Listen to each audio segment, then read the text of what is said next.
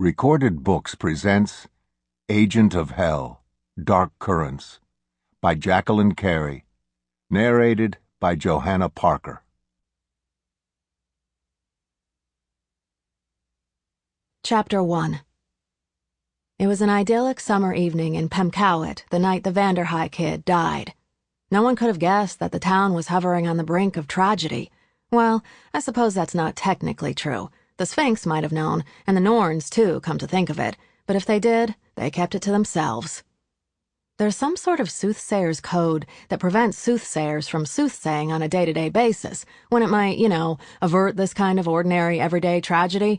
Something about the laws of casualty being broken and the order of creation overturned, resulting in the world run amok, rivers running backward, the sun rising in the west, cats and dogs getting married. I don't know. Don't ask me. I don't pretend to understand, especially since it wasn't an ordinary everyday tragedy after all. But I guess it didn't rise to the standard required to break the soothsayer's code, since no sooth was said. Anyway, I'm getting ahead of myself. So, it was an idyllic evening in Pemcowit, the little resort town I call home.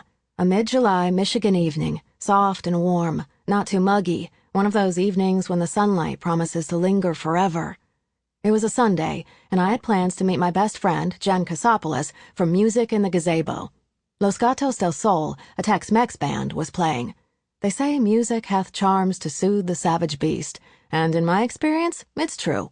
Also, I'd seen the promo poster, and the guys in the band were pretty cute. Hey, it doesn't hurt. Mogwai didn't come home when I called him, but he was a cat of independent means, and he'd been pissed at me since I'd given in to pleas from my friends in animal rescue and had him neutered. I'd hated to do it, since he wasn't really my cat, so much as a streetwise buddy who dropped by on a regular basis, but there were an awful lot of feral moglets running around town. I filled his bowl on the back porch and made sure the torn screen that served as a cat door was ajar. It wasn't the most secure arrangement, but I didn't worry too much. For one thing, my apartment was on the second story above Mrs. Brown's Old World Bakery.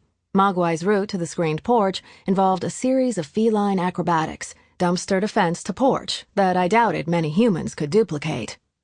As for non-humans, well, those who were my friends I trusted. As far as I knew, those who weren't didn't want much of anything to do with me. I slung my folding chair and the carrying case over my shoulder, locked the apartment behind me, and headed down the stairs into the alley alongside the park. In front of the bakery, there was a line of tourists spilling out the door and down the sidewalk. There always was at this time of year.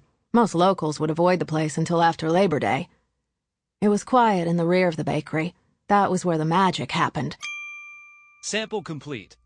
Ready to continue?